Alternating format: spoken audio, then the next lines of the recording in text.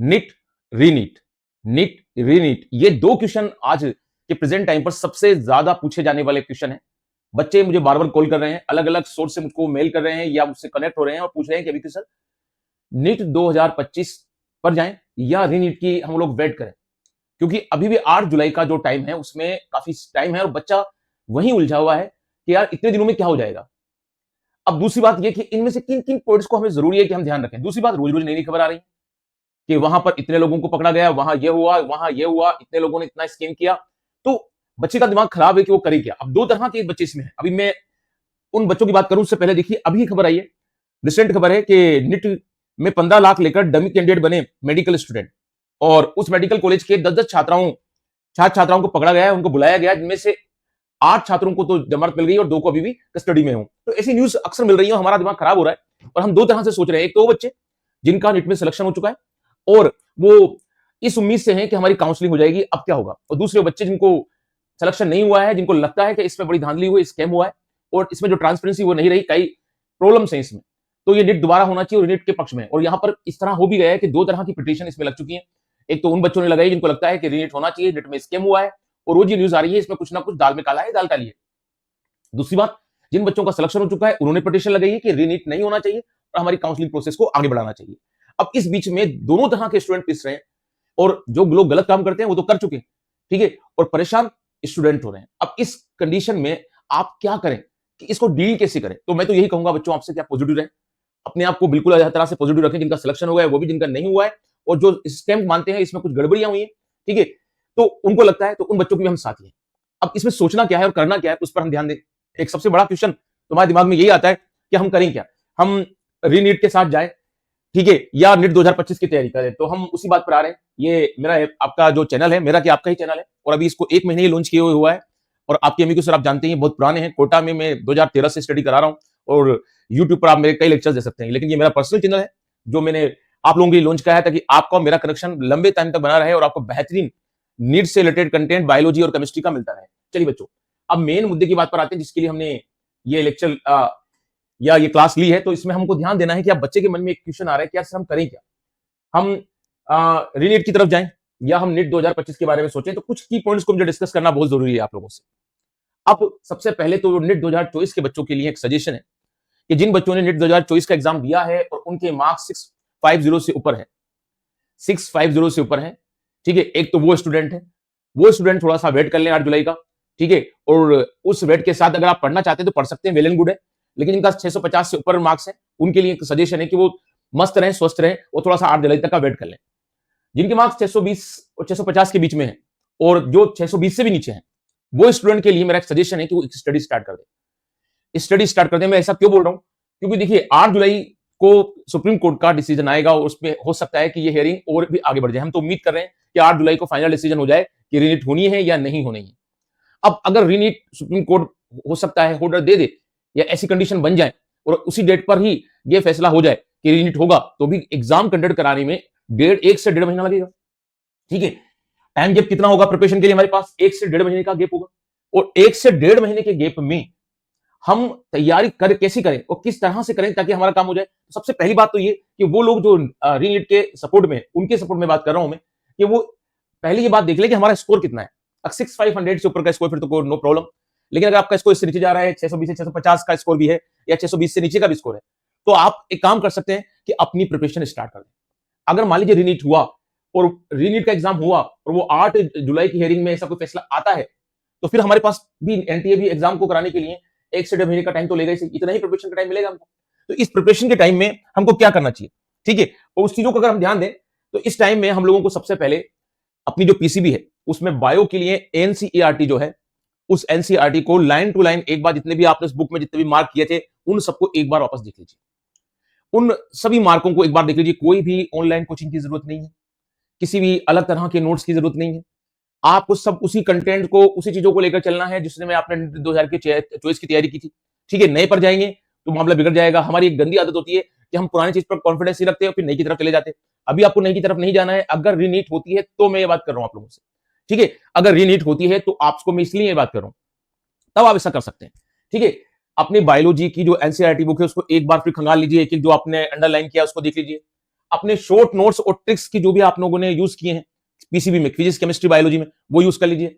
ठीक है, बॉटनी और जूलॉजी को जो चैप्टर्स है उनको अच्छी तरह से देख लीजिए, कहीं पर भी कोई ऐसा टॉपिक तो नहीं है जो आपको सिंपल, मॉडरेट और हार्ड में आपने डिवाइड किया था, तो उस मॉडरेट और हार्ड में ऐसा कोई टॉपिक तो नहीं है। तो सिंपल को भी देखिए, आप सिंपल को भी देखिए, मॉडरेट को भी देखिए, हार्ड को भी देख लीजिए, और उन टॉपिक्स को एक बार फिर अच्छी तरह से रिवाइज कर लीजिए। ठीक है, एक बार अच्छी तरह से रिवाइज कर लीजिए ताकि आप लोगों की तैयारी में कोई भी दिक्कत ना आए। बॉटनी के पोर्शन में आप जानते हैं कि शुरू का जो टेक्सोनोमी वाला पोर्शन है, सिस्टमेटिक्स वाला पोर्शन है, उसको ध्यान से पढ़ लीजिए क्योंकि वहां से गलतियां होती हैं।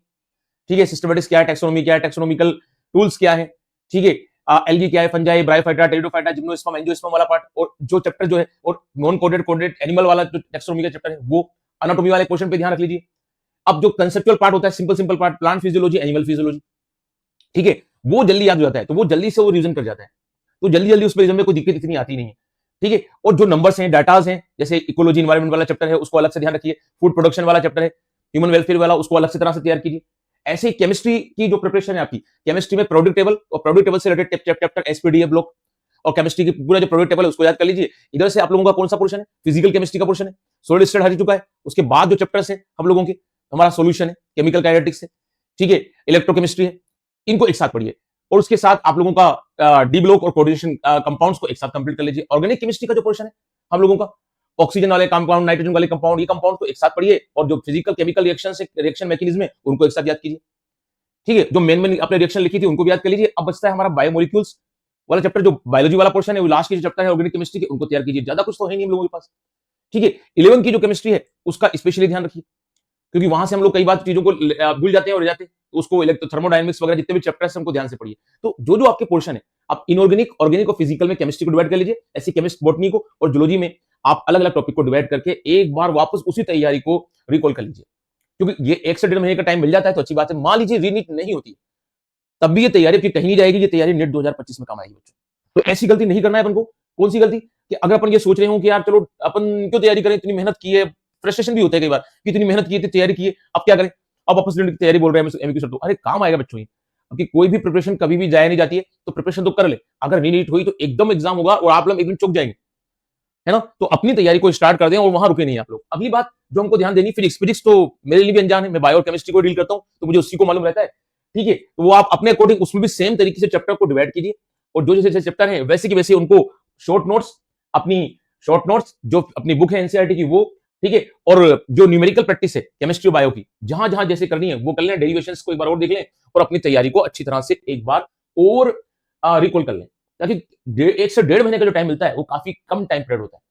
तो एक बार अगर अभी से तैयारी स्टार्ट कर देंगे आप तो कोई दिक्कत नहीं आएगी। और मान लीजिए हम तो एक बुरा सोच लेते हैं कि अगर रीनीट नहीं होता है तो भी क्या रहेगा, जो रीनीट नहीं हुआ है तब भी कम से कम ये तो रहेगा कि हम लोग की तैयारी काम आ जाएगी। अब जिन बच्चों ने नीट का सिलेक्शन हो चुका है, जिन बच्चों का नीट में सिलेक्शन हो चुका है, और जिन बच्चों को ऐसा लग रहा है कि यार कहीं रीनीट होगी तो हमारे जो रैंक है वो डाउन ना हो जाए, तो वो भी इसी चीज को, प्रोसेस को अपना सकते हैं। मैं तो बोल चुका हूं 650 से मार्क्स वाले सेफ ही हैं, ऐसे 620 वाले भी सेफ ही हैं, लेकिन 650 से वाले मार्क्स वाले अगर चाहें तो ये काम कर सकते हैं। क्योंकि अगर मान लीजिए रीनीट हुई तो उनके साथ तो बिल्कुल ही ऐसा हो जाएगा कि उनको वापस तैयारी करनी होगी, तो वो रिकॉल नहीं होगा। तो मेरी तो उनको भी राय यही कि एक बार अगर चाहें तो आप भी कर सकते हैं, लेकिन बाकी जो 650 620 की रैंक से नीचे वो तो इस काम को कर ही लें, है ना बच्चों।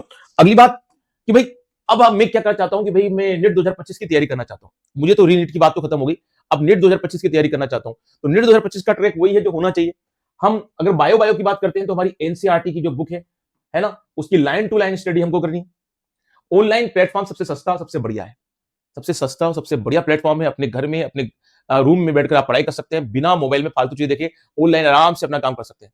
अभी मैंने ही कंसेप्ट बिल्डिंग कोर्स लॉन्च किया है, जितने भी कंसेप्चुअल पॉइंट है टोटल होल बायोलॉजी के, वो सारे कंसेप्चुअल पॉइंट में daily 1 to 1 lecture Hindi medium, English medium दोनों बच्चों को देता जा रहा हूं।